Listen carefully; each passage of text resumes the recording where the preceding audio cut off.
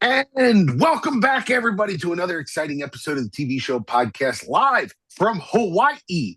My name is Jay Black, joined as always by the lovely and radiant Rhea Hughes. My and the son just present. left Hawaii yesterday. Wow. Rhea, my wife and I saw a rainbow, and I said, "That's Clark leaving to go back home to Rhea." Wow. It's been spectacular here. I'm sure Clark had a beautiful, wonderful time. I saw pictures of him. 2 hours till he lands from Denver. Not that I'm counting. Wow. If only, I watched my wife talk about our son. She's with me on this cruise. Yeah. And if only little boys knew how much their moms thought about them. Because I got to be honest with you, we don't really think so much about other people when we're having a good time. But to know that, mom is sitting there going, "What's going on with Clark?" It warms my heart. Yeah. Okay, so listen, I'm going to start with you, Rhea, because we were just talking about Clark, and I know that you and him share Spider-Man together. Yes. You are big Spider-Man fans. And I've been following the tracking on this movie. And Angelo, this is going to upset you. I'm sorry to say. It looks like it might crack $300 million in America, domestic, this weekend. It looks like it might do $500 million worldwide and $1 billion in its first week. It's already tracking to be $1 billion movie. It's going to be gigantic. Zendaya and Tom Holland are both in there.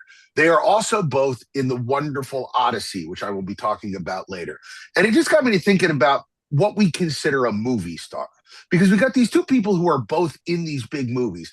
I think everybody universally agrees Zendaya is a star. She is a movie star.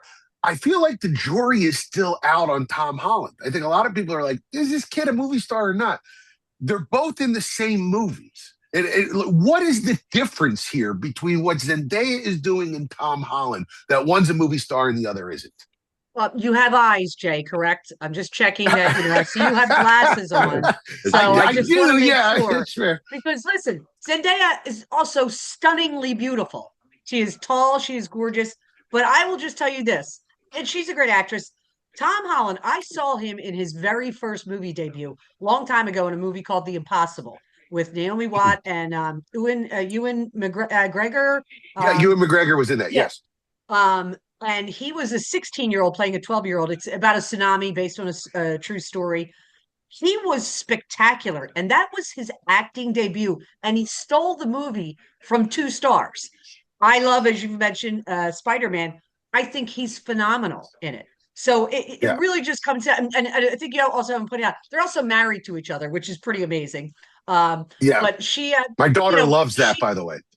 Oh yeah, they all love it. She's a very, very good actress, and she's gorgeous. So the superstar kind of goes along with that. Angelo, do you agree? Rhea's kind of tiptoeing here. Let's just say it. Zendaya, spectacular. Tom Holland, please. You mentioned that he had his first movie when he was 16. He still looks like he's 16. He does. Take a look at him. If you saw that, let's say you're waiting in line at Starbucks and that guy walks in, is anybody going to stop and look and go, "Whoa, that guy must be a movie star"? He's got nothing. Yeah, he's a good actor. I won't take that away from him. He's got a good actor, but he doesn't have the movie star quality. George Clooney, Brad Pitt, Ryan Gosling. Yeah. I could take you through any era and give you 5 guys that you would look at and go, "Oh, there's a movie star." Yeah. Tom Holland is 5'8". Do you understand? If he was, Zendaya, by the way, is 5'10".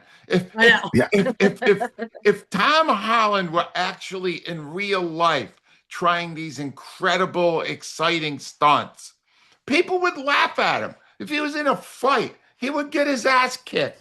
But Angelo, 5'8", he's about 140 pounds. Tom Cruise is like 5'6". Well, but Tom Cruise, hold on a minute. Rhea, Tom Cruise has an aura. He weird, does. But it's a weird aura. A lot of people, there's this thing we call charisma. It's really true. You can't say exactly what it is, but when you're in its presence, you know.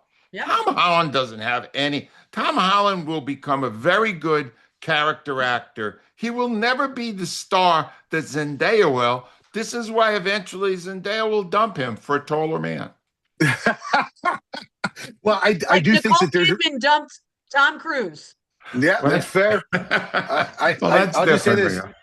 There is something to say when you call it the it factor, because you can't put what it is into words, but some Yep. people command your attention and other people, and I'm sure Tom Holland's a nice looking kid. My daughter has a huge crush on him. But Zendaya just exudes old school movie star royalty, and Tom Holland is a good looking kid that people like. Hey, So hold yeah. on a minute, Jake. Could you, next time you talk to your daughter, could you tell her Uncle Angelo has seen your daughter? She Yeah. can do better. She can do better. I'll let Annabelle know that. I'm sure she'll dump that crush immediately.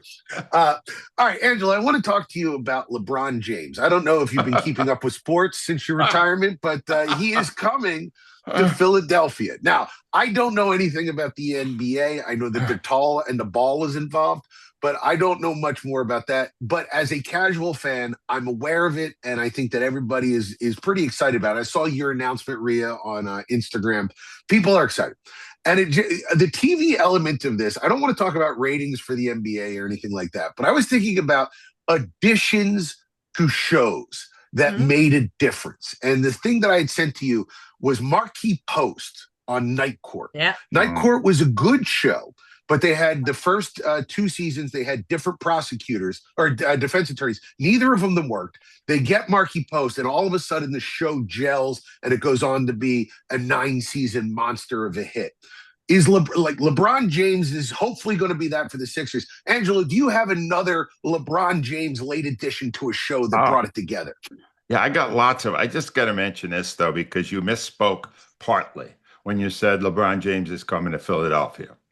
Yeah. He's coming here some of the time. The latest news is apparently, much like Wilt Chamberlain 40 years ago, Yep, he plans to live in New York City.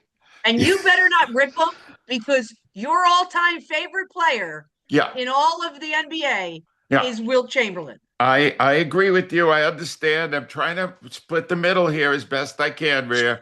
All I'm going to say to Philadelphia out there, look up in the sky a couple of hours before 6 again, because apparently LeBron plans to commute via helicopter.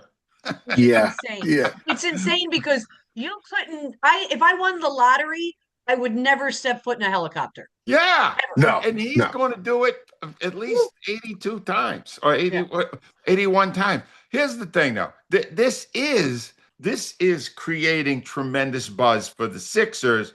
And your reference point with Night Court is good because, you know why Marquee Post? I watched it in its original form, the original version, and I became far more interested in Marquee Post. 2 reasons, Jay. You want to guess what those 2 reasons are? This is a family podcast, Angelo. Yes. I can guess. Wow. Yeah. She really had a nice body. And she's a good actress, too. She was funny. She was great. Let me give you a couple here. I guess I should announce this. On August 17th, season 18 of It's Always Sunny in Philadelphia drops. Love First that show. season, 112 years ago, first season. It barely registered. And they went, we got to give this thing an infusion of adrenaline or it's going out. And they brought in Danny DeVito. Now, you got to say, this was a small sitcom. And DeVito he had a great movie career. He has been a great producer. He has directed. And suddenly he slums on this show. And boom, it's still going at 18 seasons. Of all the times, you could reference tons of these. There were just 2 just in Cheers, right?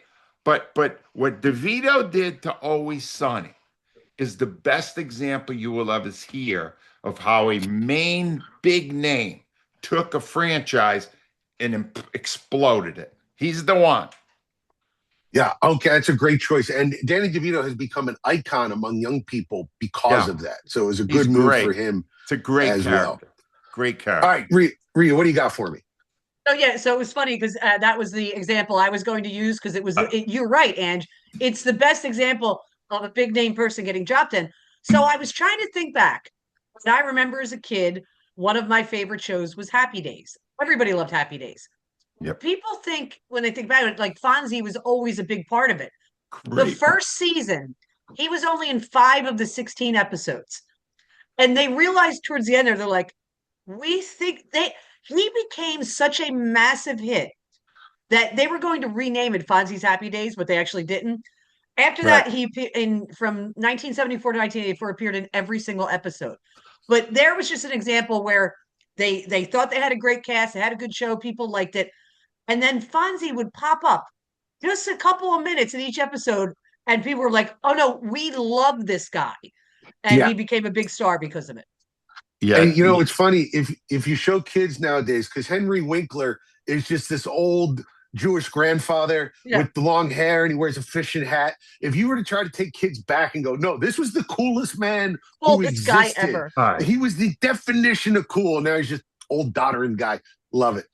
All right, I got a couple of things here. First of all, I am once again an intense Henry Winkler fan. I referenced this show a couple of weeks ago. Guys, I don't even watch the History Channel, but Hazardous History by Henry Winkler, he's the host of it, is phenomenal. You look at this stuff that we used to be allowed to do, and he's great in it. And they got all these crazy people. You got to check out that show. That's his current project. And he is great in it. And the show is off the charts fantastic. They've done 20 episodes now. It's been around for a bit. Check it out, Hazardous History. Didn't you recommend a show with Henry Winkler recently where he was like the bad guy? Oh, that's the one. Okay, got it. But here's the other thing, all right? Because Rhea was right in her reference point there that in the third season, when Fonzie really became a bigger than anybody that Richie Cunningham was, or Potsy. Exactly. Opie Taylor. The thing about it was that they had friction. There's great stories about how they had to come to terms with the fact that not Henry Winkler. Who's Opie? It's Ron Howard. Ron Howard. Yeah. Ron Howard had to accept that he wasn't the star. Yeah. That he was. Now, even though it was still going to be called Happy Days, or Rhea's right, they were going to put Fonzie in the title, that he was riding shotgun now. The main guy, the driving force of that show was Henry Winkler. And they got through it, and they got past it. And what's interesting is that's exactly what we're going to see here in Philadelphia with LeBron and Joel Embiid. Will Joel Embiid understand that he is no longer the king of the mountain? And that literally, LeBron is called King James because he's the king. Will he accept a secondary role? I'm guessing no. It's going to be fascinating because I wasn't in favor of it. I will just tell you I was not in favor of it. But I will say this. You taught me a lot about what we did over the years. On Friday when the news broke, I mean, you and my mother were on top of each other calling me. The reaction was so insane. My son is in Australia. When he woke up, he saw the post that I did about it, and he said it's the favorite. So I was like, I didn't want to rain on everyone. I think it could maybe not work out because of the reasons you just stated, but I wasn't going to be a killjoy. And that was what my role was on Monday. I said, I'm not going to rain on anybody's parade. If you're excited that LeBron James is here, have at it. All right, but Rhea, you did not go far enough. Hold on, Rhea. What's good for the Sixers is not necessarily what's good for WIP. So if it blows up, that's not going to be good for the Sixers. But the more drama, the better. Listen, we've got the superstar of all superstars in town. They're going to be on national TV 34 times, Jay. So you had mentioned you didn't want to get, like the Sixers, I think maybe were 17 times on national TV. So it's going to be a traveling circus. And that is always good for the sports radio business. Yes, exactly. Exactly. Now she's laughing. Rhea, I want to stay with you here, and I want to do this quickly because we were talking about who we trust in recommendations. And Angelo trusts you very much. And I think he mentioned in our group text, he's maybe never taken one of my recommendations ever. No, that's not far enough. If you recommend it, I'm far less inclined to check it out. So what we decided to do was talk about what our best recommendation ever on the show was. And then the other two people would go out and check it out. And I had two choices for this reel. One that I know Angelo had already watched. Yeah. That would force you to watch something that I don't think you would like. And the other one was a short one that I know that you would probably tolerate and Angelo would probably get angry at. And I chose that one. So I will reveal that in just a moment. Right. But I want to hear what your best recommendation was. And the other two people on the show will watch it this week. We have vowed to do it, to talk about it. Yes. You want me to go? Yeah. Yes. What do you got, Rhea? Okay, sorry. So a couple of my all-time favorite show is Deadlock, but I know you guys have seen it. So I want to come up with another one. Because I am the queen of British police procedurals. It's what I love the most. This is Unforgotten. It is a 6-season series that deals with historical cases, and that's what cold cases are called in Britain. What's amazing about this, and I will tell you, they have a trope that they do in each season. The first episode, you will feel very confused because they'll introduce like 6 characters to you, and you go, I have no idea why this scene went from this scene to this scene. By the time you get to the 3rd episode, you're like blown away of how everything starts to thread together. After season 4, they kill off a major character, which blew my mind, and I was heartbroken. Season 5 and 6 are just as good, and they're filming season 7 now. Unforgotten on Acorn. It's spectacular. On it. Love it. Unforgotten on Acorn. We will both check it out. Thank you, Rhea. Angelo, I think I know what yours is going to be. No, I'm trying to give you guys something to watch. I got separate things. I hope that's okay within the context of what we're doing here. Sure. Look, I would love for both of you to watch Wentworth because it is the best thing I've recommended. I knew you were going to mention that. But I also know neither of you will ever watch. You would have to come on next week and fake that you watched an Australian women's prison drama. But I'm telling you, the people who have checked it out will agree. Then I went to something, Jay, that you and I love. But I am not going to torture Rhea because she's got a son. Adolescence is the other thing. Oh, yeah. 4 years. But I'm not going to ask you to do that. So, Rhea, I know you. You're a romantic at heart. And I've recommended this several times. And I would like you to just try it out. You could try the English version. You could try the Australian version. I don't care. Please check out Love on the Spectrum. It is really good. Yeah. You will like it. You will see autistic people in an entirely different way. I look at them now as an element of having genius.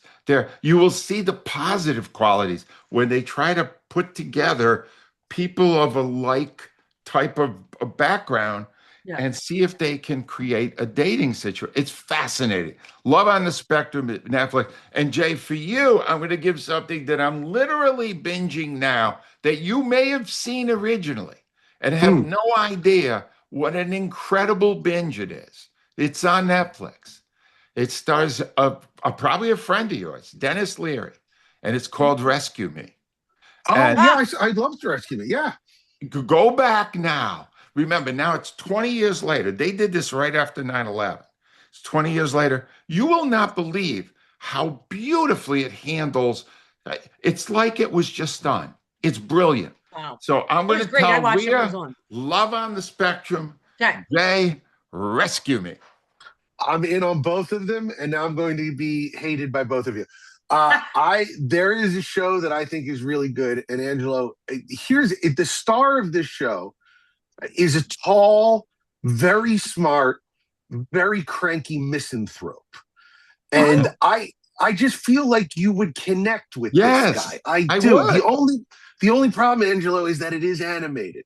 So you're going to have to watch an animated show with my recommendation. And here's what I'm going to say. I would suggest anything after season 7, 8 or 9, all available on either Hulu or HBO Max. And I want people to write in and tell me how right I am about this show. I just need you to try one episode, both of you. of Rick and Morty. That's all I want you to do. One Okay. episode of Rick and One Morty. episode. 20 minutes. You don't have to binge it. I just want to get your opinion, Angelo, because I feel like you are going to watch this and go, hey, that Rick guy, very similar to me. So that is my suggestion. Preview of next week. I hate it. Yes. Probably. Rhea will probably hate it. But Angelo, I think that you probably. I think there's a 1 in 12 chance you come back and go, Jay, you know what? I like that show. The 1 in 12. That's all I give it. All right. But one thing we can all agree on is our love for our great sponsor, Steven Singer. Guys, Angelo, tell me about Steven Singer. I'm going to tell you the truth. I've made a lot of recommendations I thought were great. Adolescence, Love on the Spectrum, Wentworth. The best recommendation you've heard from me and from Rhea in the 4 years we've done this podcast is to go see Steven Singer at the Steven Singer Jewelers. 2 locations now, 8th and Walnut, and also in Newtown. And what makes it great is every week of every year, you're thinking of something you're going to have to get somebody. How are you going to know what to get in whatever budget you have? Well, I'll tell you the best way I know, and Rhea does it better than I do because she checks the internet every week. I do. StevenSinger.com. Steven Singer will have the perfect gift for you at the fairest price. Rhea? And so I actually have to call Steven because I've had a heart-shaped diamond necklace for years, and usually you guys see it when I'm wearing it, and the thing broke, so I need a new one. Not the clasp on the thing. So I need a new one. So I'll be going to Steven Singer, and I'm gonna take video and show it to it. But this, when you say about any budget, if you have a good budget, that's great. But if you want to buy something beautiful for someone special in your life, this is called the Silver Mina. It's blue topaz and diamond earrings, $288. Jeez. I mean, look how gorgeous beautiful. They are. Oh my God. Absolutely stunning. And again, I like to remind my family members who are watching this that blue topaz is my birthstone. Just like to point it out every once in a while. Yeah, that's beautiful. No, it's important to know. Yeah. Rhea knows how to pick them. Rhea's been telling people for 25 years, so have I. The best jeweler on Jewelers Row by far, Steven Singer Jewelers, the other corner of 8th and Walnut. I hate StevenSinger.com. You can always click the link in the description of this podcast if you just want to get right to it. Now, Rhea, you are the most beloved section on this show, our British TV corner. What do you got for us? So I'm going to, this is Scottish New Zealand, which is interesting because my son was also in New Zealand. So this is called The Ridge. It's a 6-part drama thriller on Acorn. And it stars, and it's Mia, and the woman who is, it's Lauren Lyle. She was the star of Karen Peary, who, if I can remember the name of that series, I said you guys too, I'll think of it, but she was brilliant in that. In this, she plays a doctor. She's a Scottish doctor. Her sister is getting married in New Zealand. She flies, it happens all at the beginning, so I'm not, there's no spoilers here. She arrives there. Her sister has died on a hike because, they have all kinds of cliffs and everything like that. And, everybody's like, oh, it's just an accident. And it turns out that her fiance, the sister's fiance, is half brother to the female cop who's investigating it, who doesn't believe there should be an autopsy. And oh, by the way, that female cop who's the half sister to the fiance happens to be married to the coroner because it's a very small town. Wow. It's wild. And they're only dropping them once a week. Here's what I'll tell you. I almost turned it off about 20 minutes in. I was like, this is too slow. It got to the last 15 minutes and I'm like, yes. And it ended and I'm like, okay, next episode. No. I got to wait till next week. So hang in there with it. It's called The Ridge. It really kicks in towards the end. And unfortunately, they will make you wait for the next episode. Very good. Very good. Thank you, Rhea. And Angelo, what do you got for us this week? Yeah, by the way, I'm going to watch all the stuff Rhea recommended because she's batting like 1,000 with me. Yeah. And yeah, she does very well. Good news for you, Jay. You never actually came up to the plate. Yeah, I'm like a pitcher with zero ERA because I've never thrown a pitch. I don't know how Netflix does this. I guess they must have scouts out there finding the craziest, most bizarre stories that they can turn into documentaries. But I only really like the documentaries that are contained in one episode and that really tell a great story. And to me, I've read a lot of feedback on it. Some people are confused. They think it went too fast. It didn't. It's perfect. It's called A Toxic Love Story. And the basic premise is this. Imagine a threesome, three people, a love triangle, all right? And all three people are psycho. They're all whacked out, one more than the other. So, and the story is about these three people and how, I'll just give you one hint. They all end up in jail. But it's fascinating in how each of them is conning the other one. There is one victim. The first woman kind of is the victim, but it's you look at it, you go, there was one a couple of weeks ago, Maternal Instinct. And you go, yeah, somebody's nuts here. No, Maternal Instinct was a study in normal behavior compared to this thing. And the whole thing is done in 88 minutes. Oh, okay. And that's what people are complaining about. I went on Reddit to see what they were saying. And they went, oh, they could have done 3 episodes just on this. You go, no, that's not what I want. They're telling the story in a concise and exciting way. And you will enjoy it, and you will be done in less than 90 minutes, and you will go, well, I know I'm not the craziest person in the world now. These people are. It's great. I'm shocked that you actually know what Reddit is. Oh, no, I am. I'm a little bit on Reddit. Anyway, it's called The Toxic Love Story. It's on Netflix, and I really think you will enjoy it. So fantastic. And yeah, Rhea, that is a shocking turn of events that Angelo, it's probably like WIP man 1792 or something.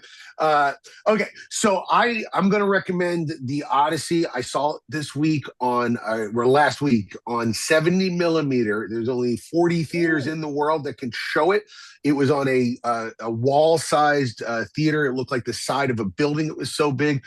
It was an overwhelming theatrical event, but there was no lack of intimate moments as well. Anne Hathaway as Penelope, Odysseus's wife, had a tour de force performance. Matt Damon was fantastic. Tom Holland, very good. Still don't know if he's a movie star. Zendaya, every time she appears, owns the screen.